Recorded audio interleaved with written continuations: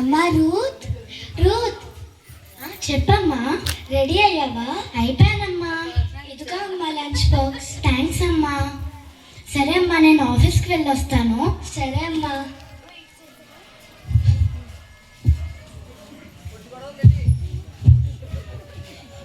ఓసే రూత్, బయటికి రావే, నీ అంత తెలుస్తాను. అక్క, ఏంటక్క ఇలా వచ్చారు? నా డబ్బులు ఎప్పుడు ఇస్తావే?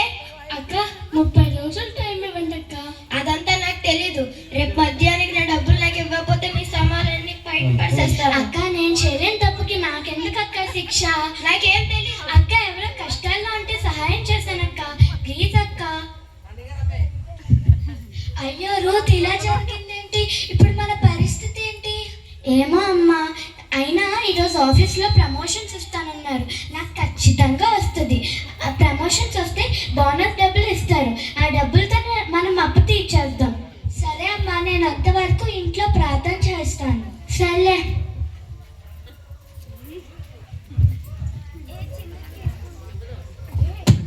కృపా, కృపా,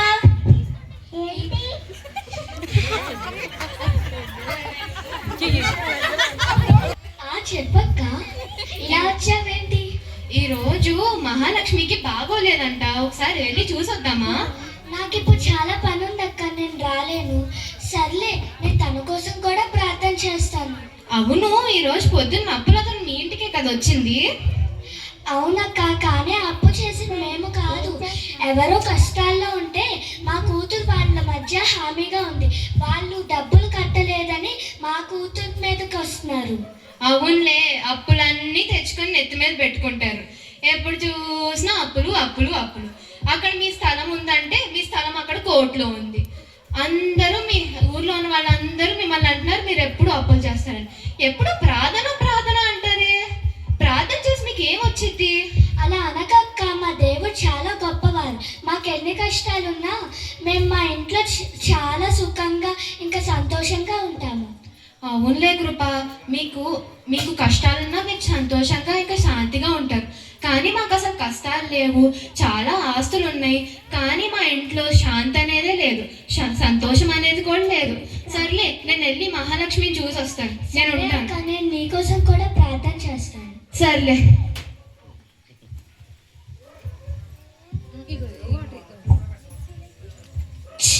ఈరోజు అస్సలు బాగాలేదు. అమ్మా రూత్, వచ్చేసావా? నీకు ప్రమోషన్ వచ్చిందా? రాలేదమ్మా, పనులన్నీ నాకే చెప్తారు మా మేనేజర్, కానీ ప్రమోషన్ మాత్రం నాకే ఇవ్వరు. అమ్మా, మనం వచ్చి ప్రార్థన చేసుకుందాం రా. ఏం ప్రార్థన అమ్మా? ప్రార్థన ప్రార్థన అంటావు, పొద్దున్నుంచి ప్రార్థన అని బుర్ర తింటున్నావు. ప్రార్థన చేస్తే ఏమొచ్చింది నీకు? పొద్దున ప్రార్థన చేసావు, నాకు ప్రమోషన్ వచ్చిందా? అలా అనకమ్మా, అలా అనకూడమ్మా. దేవుడు మన కోసం ఏదో పెద్ద మేలు దాచుంటాడు. సర్లే, నువ్వు చెప్తున్నావని వస్తున్నా, ఆగు, ఫ్రెష్ అయ్యి వస్తాను. సరే అమ్మా.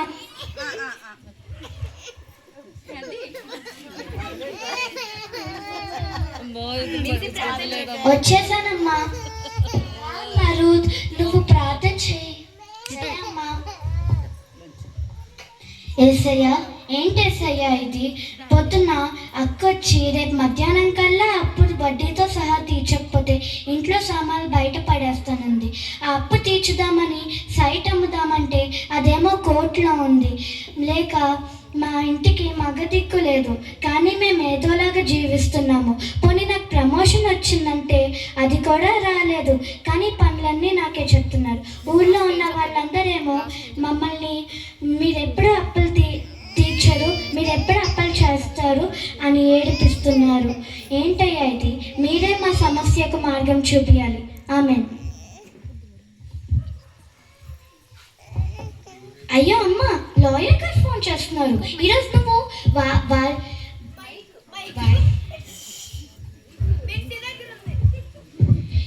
నువ్వు వాయిదాకి వెళ్ళావా అమ్మ? అయ్యో, నేను మర్చిపోయాను. ఇప్పుడు ఏంటి మన పరిస్థితి? ఏమో అమ్మ, వాయిదాకి రాలేదే అని ఫోన్ చేస్తున్నారేమో. ఫోన్ పెట్టేద్దామమ్మా. వద్దమ్మా, అలా చెయ్యొద్దు. ఫోన్ ఎత్తు, ఏమంటారో చూద్దాం. సరే అమ్మా. హలో లాయర్ గారు, క్షమించండి లాయర్ గారు, ఈరోజు రావడానికి కుదరదు. హలో లేదు. రూతు. ఈరోజు పనులు హలో లేదు. రూతు, నీకు ఒక శుభవార్త చెప్పాలి. ఏమిటి లాయర్ గారు అది? ఏంటంటే మీ అపోజిషన్ టీం వాళ్ళు మీ కేసుని విత్డ్రా చేసుకున్నారు. అవునా లాయర్ గారు? నిజంగానా? అవును, నిజంగా. లాయర్ గారు నిజం చెప్పండి. మీరు రేపు కోర్టుకు వచ్చి క్యాన్సిలేషన్ ప్రొసీజర్ చూసుకోండి. థ్యాంక్స్ లాయర్ గారు, మంచి శుభవార్త చెప్పారు. సరే, రేపు కోర్టుకి తొందరగా వచ్చేయండి, సరేనా? సరే లాయర్ గారు, ఉంటా. ఏంటమ్మా, మన స్థలం మనకి తిరిగి వచ్చిందా? అవునమ్మా, మన స్థలం మనకి తిరిగి వచ్చేసిందంట. చెప్పాను కదమ్మా, దేవుడు మన కోసమే ఏదో ఒక మంచి మేలు దాచిపెట్టాడు.